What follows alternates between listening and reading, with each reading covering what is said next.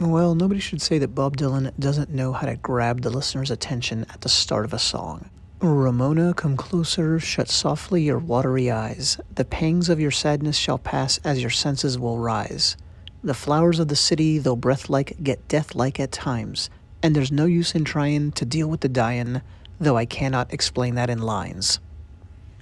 Even with me doing the reading, I think you can see how beautiful and mysterious that opening stanza is. It is one of 5 that comprise this song, the 6th song from the album Another Side of Bob Dylan. There's only a 3-minute, 52-second word runtime. 294 words, and this is the song that closed the first side of the mentioned album.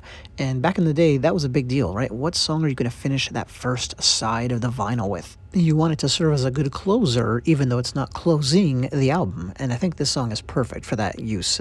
This soft, beautiful song kind of winds down the energy, the feel of what you've just heard, all of those songs, but in a satisfying way.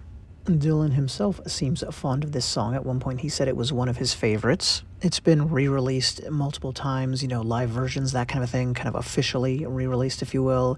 He played it at some noteworthy gigs of the 60s. By the way, we're looking at a couple of pictures of flowers in cities because of that great line from the opening stanza. And the analysis usually begins with, well, what is this song about? Do we know? And there's been a lot of speculation about that. Is it Joan Baez? Is it Suze Rodolo? Sarah Lowndes, Dylan's first wife? Is it Nico from the Velvet Underground? And there's merit to the different hypotheses, but if we're going to believe Joan Baez, who seems like a pretty credible witness here, the song is about her. And she said that he used to sometimes call her Ramona. Interesting. And then he one time just said, quote, well, that's pretty literal. That was just somebody I knew, end quote. So he's always, it's always dangerous to trust what Bob Dylan is saying about his own craft, but he's being pretty upfront there, I think. And the song was written on the same famed London Mayfair Hotel all the way to a Greek village of Vernelia, a trip where he was working on several songs at once. He was working on a lot of material. It would be a mistake to think he was working on, okay, now I'm working on song A during this trip. Now I'm working on song B. He was kind of just creating a lot of output and then figuring out how he was going to use it. And then when it comes to the question of, is the song musically based on a pre-existing one, some old folk song or whatever, there are a couple of candidates thrown out there, and it's true he might have taken inspiration from one or more of them, but I don't see this as a compelling case of him building a song on an existing song's framework. Dylan biographer Robert Shelton sums up the song really well. A gentle lecture mixed with sexual longing that urges the woman to fight for her own identity. It's obvious in the lyrics that Dylan, or Dylan's character, is providing counsel to this upset woman who is also the object of his affection. Now let's focus on Dylan's wordcraft. I love how the song draws you in. Look how these first 3 lines gently expand. Each one grows longer and longer and kind of pulls you towards the center of the story. Ramona, just one word, right? Ramona, come closer, just 2 words. Ramona, come closer, shut softly your watery eyes. He emphasizes that effect by taking a real pause after that 3rd line. Meanwhile, the line, shut softly your watery eyes, it's beautiful, but shut softly, that phrase alone is gorgeous. And look how the use of the repeating S and Y sound is what that whole thing is based on, and part of why that one short line flows really nicely. It just does. Also, the word eyes establishes the sound that's going to take us through the rest of the stanza. Eyes, rise, times, lines. And I talked about the mystery in these first few lines, first grouping of lines, and that really comes in the second half here, right? The flowers of the city, though breath-like, get death-like at times. Okay, well, why would city flowers be death-like? We'll get to that later. And notice the fact that they're death-like leads into this motif about dying, because apparently what Ramona is struggling with, or part of it, is the concept of death. But who is it that's dying? We'll get to that as well. But regardless, look how surprising Dylan as counselor is. Look how surprising his advice is. There's no use in trying to deal with the dying.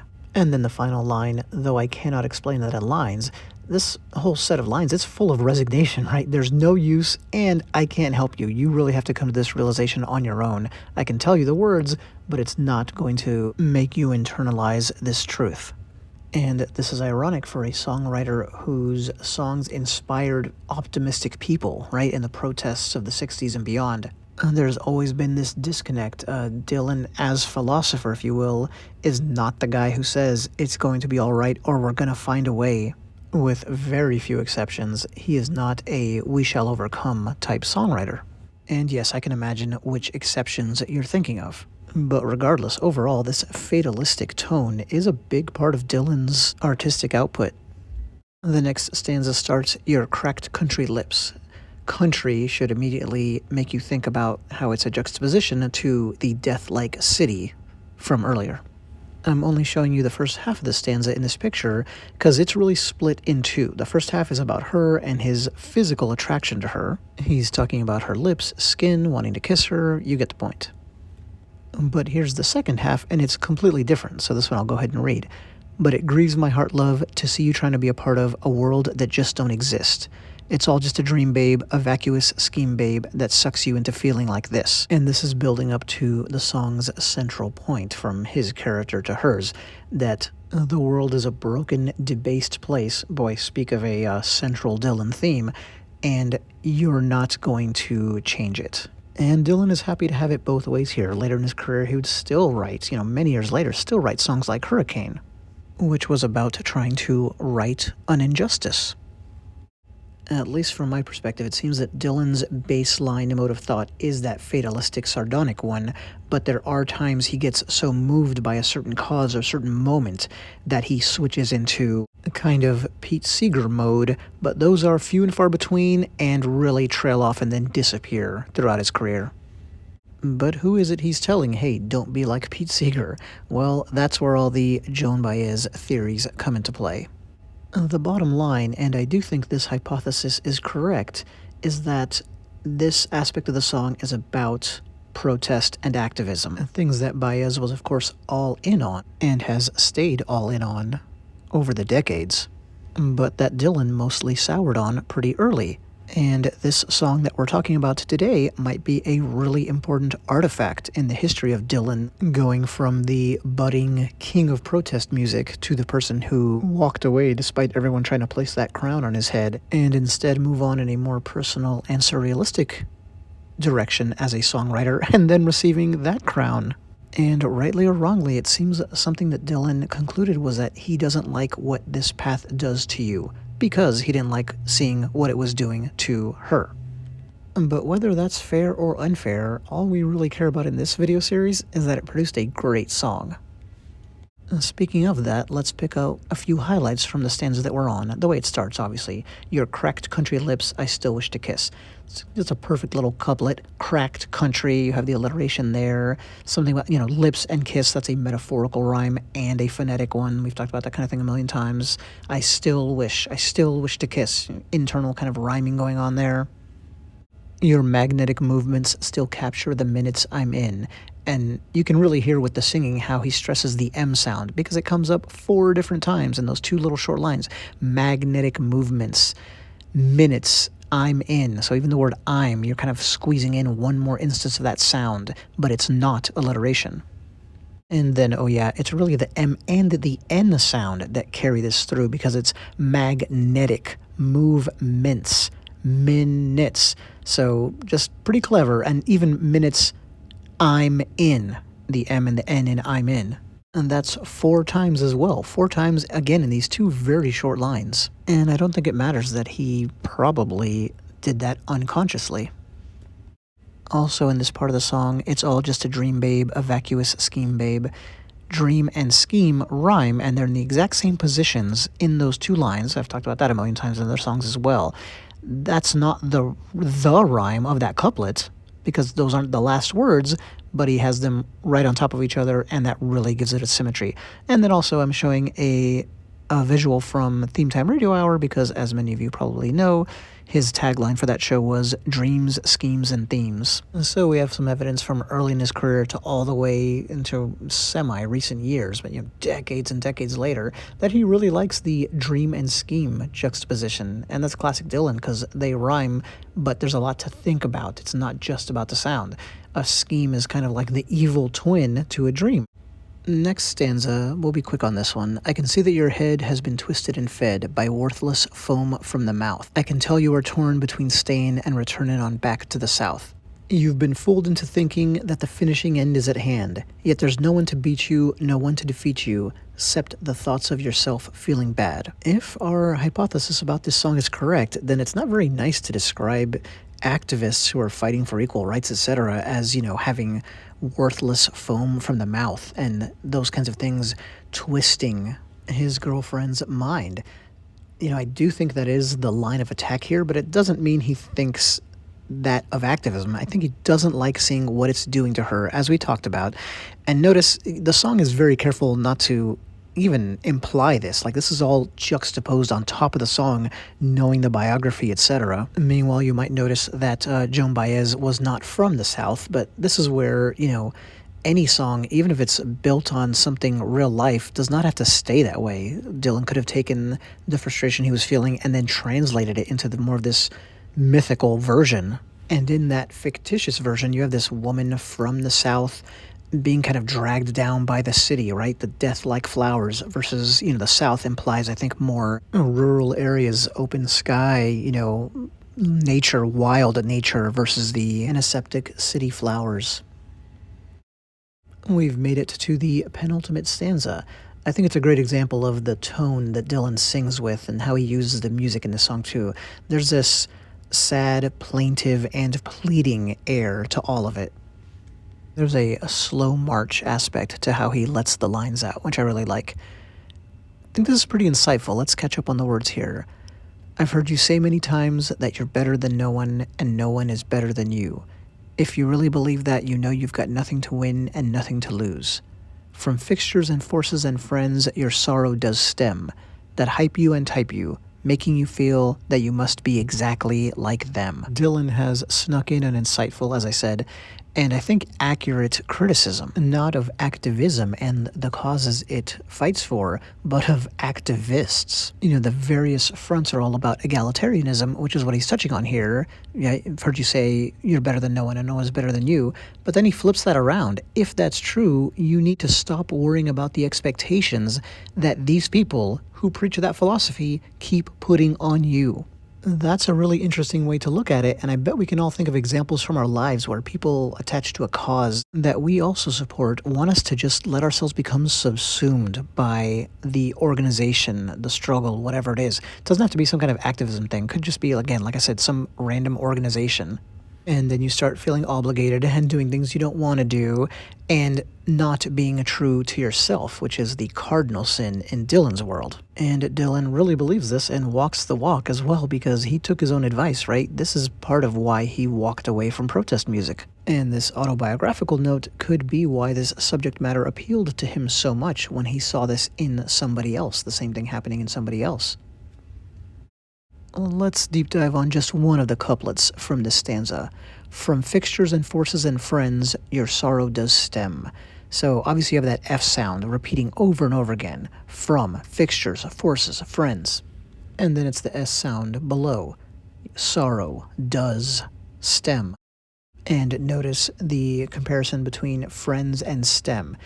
Your sorrows come from a lot of things, but he names friends last in that pivotal position for a reason.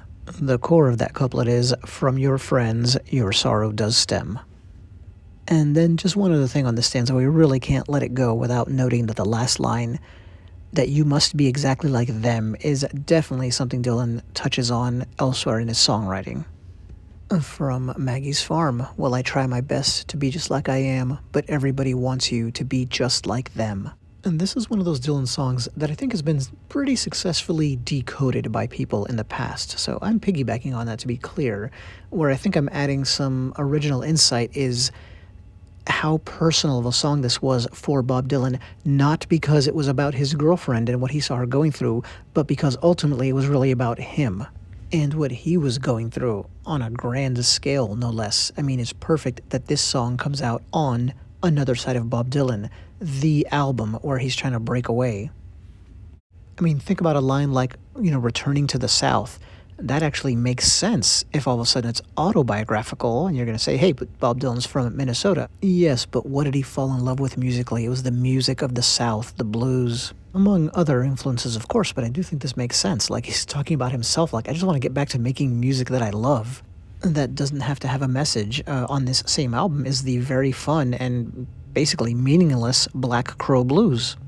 I mean, you can even see this in the 21st Century on the Modern Times album, with a line like, I'm going where the southern crosses the yellow dog, get away from these demagogues. Southern crosses the yellow dog is a metaphor for the blues, and its a location in the South, a railroad track intersection, and he wants to get away from demagogues. What do demagogues try to do? They try to control you, and just like the people that are trying to control Ramona. And demagogues may be politicians, but it's politics and people involved in politics that are doing all this to her/him. By the way, my hypothesis would explain why Dylan is so fond of this song. And yeah, the more I think about it, the more I think we've now really decoded the song, and I don't think this is something that any of the prior critics or commentators have noticed. As the song ends, it returns to the beginning. I'd forever talk to you, but soon my words, they would turn into a meaningless ring. For deep in my heart, I know there is no help I can bring. Everything passes, everything changes. Just do what you think you should do. And someday maybe, who knows baby, I'll come and be crying to you. I think Dylan saved the best for last word-wise, but what he's returning to message-wise is what we talked about at the start. This, very cynical, some would say realist, outlook, which is kind of central to his worldview, it seems. Great little line to consider about his words. They would turn into a meaningless ring. Is that a play on the word ring and possible marriage? I'd forever talk to you, but soon my words, they would turn into a meaningless ring. We could stay forever together, but that's not going to happen. Meaningless ring. I think there might be a second layer to those three lines. It would be meaningless because, for deep in my heart, I know there is no help I can bring. This definitely touches on the it ain't me, babe, or most likely you'll go your way and I'll go mine. But most especially, one too many mornings. Relationship Bob Dylan. So once again, this song, Under the Radar, it really is at the crux of so much of what makes Dylan Dylan. And not the only time that happens on this album too. It says quite a red herring. People are looking at the wrong thing. And, yes, there's an aspect of this song that should be thought about and investigated. Is this about Joan Baez, etc.? And it is kind of a beautiful, sad love song about a guy who can't stop his lover from letting herself be manipulated, etc., etc., etc. But I think there's something much more going on, as you can tell. And then he caps it all off with some just wonderful, profound thoughts and phrases, right? Everything passes, everything changes, just do what you think you should do. No, I don't think he was ever actually wearing this shirt here, by the way. I think it's a Photoshop. And someday maybe, who knows baby, I'll come and be crying to you. Wonderful inversion there. In the entire song, he's the one that can see what's going on and she can't. He's kind of lecturing to her. But then he flips that around entirely by drolly saying maybe our positions are going to be reversed here. And that goes back directly to his biography, if you think about it, because his big break with his fans was still to come. And those are my thoughts on To Ramona. Thank you.